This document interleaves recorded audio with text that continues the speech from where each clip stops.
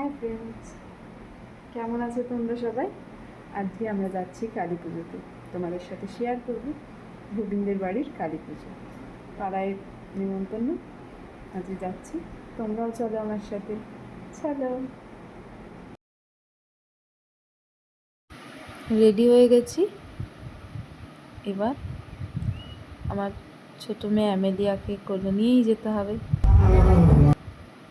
তারপরে এই যে ঠাকুর, তোমরা সবাই দর্শন করো।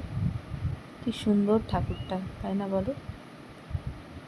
কি সুন্দর গোল্ডেন কালারের অলঙ্কার করেছে মাটির, কত সুন্দর।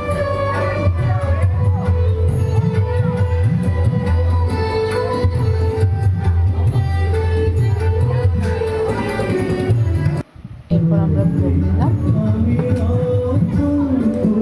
প্রসাদ নিয়ে বাড়ি চলে এলাম।